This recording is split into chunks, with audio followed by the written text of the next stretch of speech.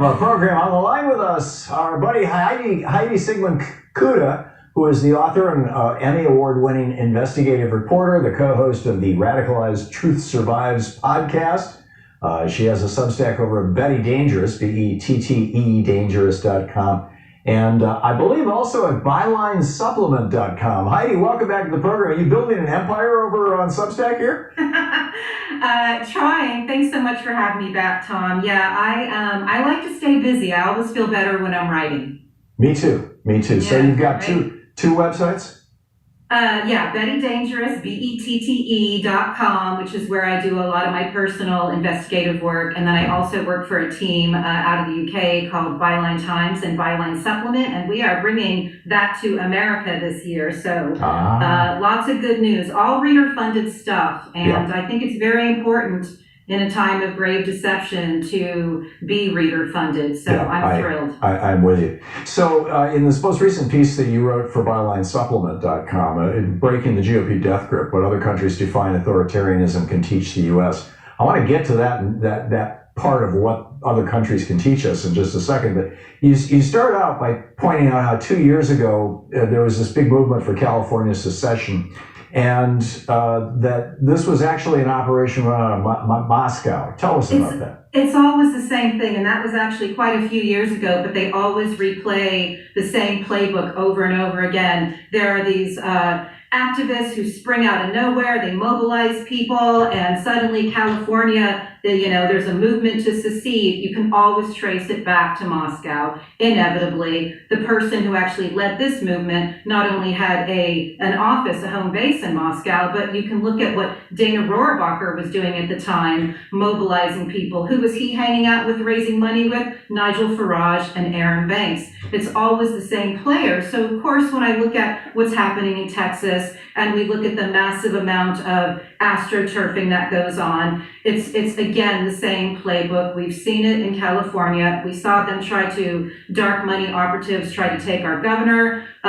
We see what happened a decade ago in Crimea, where, in 2014, Russia invades Ukraine, and the astroturfing and active measures involved made the world very confused about what was actually going on. It's not confusing to me at all what's going on.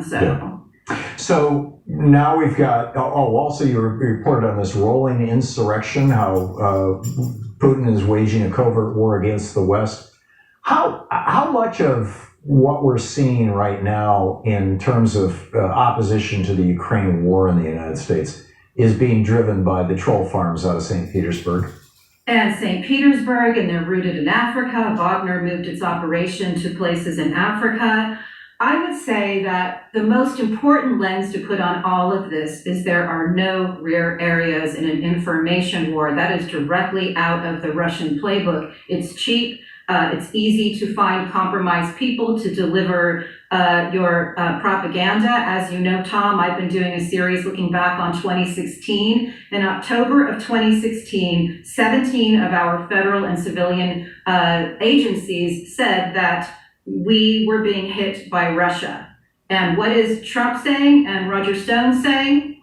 There's no Russia. Right. What is Hillary Clinton saying in debates? We are being attacked by Russia. So it's not like we don't know this. It's simply that the dark money funding propaganda from the Kremlin network and the Council for National Policy networks, all of this related to what you were just talking about, which is fossil fuel versus the inevitable renewables future. Fossil fuel is funding so much of this. And unfortunately, what we see in Congress is theater, a group of white supremacists, white nationalists, taking over foreign policy in order to deliver another win for Putin in Ukraine. There's no way to not see the connections. It's right in front of us. It's simply that, the propaganda of Russia happened to be very effective. Well, and Putin has now launched a war against gay people in Russia. Particularly trans people, and he's launched a war against people who don't proclaim Christianity, again, that's just perfectly integrated into the American right. Do you think that Mike Johnson, realizes the extent to which he's dancing to Putin's tune, or he's just willing to put up with it because, obviously it's all coming via Donald Trump?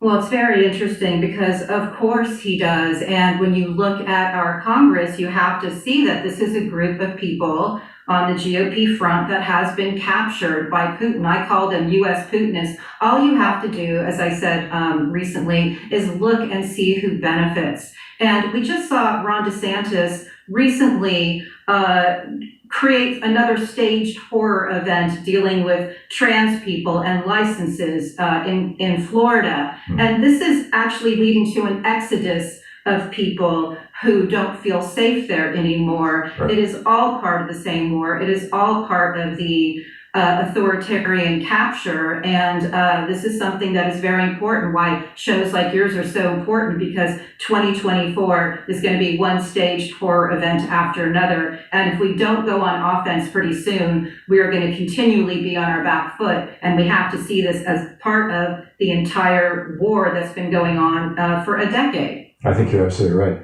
Now, in your article, you talk about countries where people are pushing back, specifically in Germany, people pushing back against AfD, this new, it's now the second largest party in Germany, which is kind of the heir to the old Nazi party with a wink and a nod.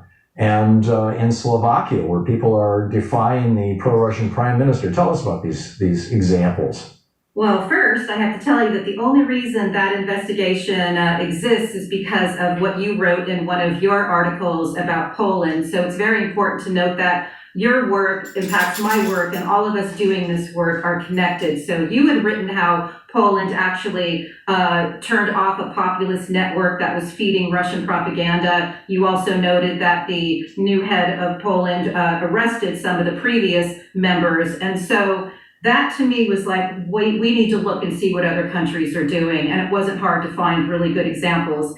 The point I want to make initially is that raging against the Twitter machine will not save our democracy. Labor of democracy is what's going to save it. And so people, yes, we can all unite on places like Twitter and we can find our allies, but this requires real labor. And in Germany, mass protests are occurring against their extremist party because they've been there before. Germany also has an anti-fascist police force. We at Radicalized Truth Survives podcast hear from members of law enforcement all the time who have either retired early or are so frightened because their entire force has become captured by QAnon, including their superiors. So Germany has the sense to have an anti-fascist police force. Guess what also Germany did? Germany arrested its coup plotters. We still have our coup plotters at the highest level running around radicalizing people. And if I sound a little upset right now, it's because I continually lose people in my own life to the MAGA QAnon merger, the MAGA QAnon cult merger, where people their minds are being hacked to believe conspiracies. So we have a lot to learn from Germany, and Estonia, I'd like to bring up if I have a moment. They're actually expelling their religious extremists. They just kicked out the head of the Russian church. You know why? Because that religious extremist is delivering Russian propaganda, poisoning people in their places of worship. And we need to do the same thing. We need to, seal off our vulnerabilities. Yeah, I am totally with you. Heidi Cuda, the websites, did I just lose my audio? No, it's okay, there we go. The websites are bylinesupplement.com and Betty Dangerous, BETTE dangerous.com. And Heidi, great work you're doing. Keep it up. And thanks so much for dropping by today. Back at you, man. Thank you. Thank you. It's 15 minutes past the hour. We'll be back with more of the news of the day and your call.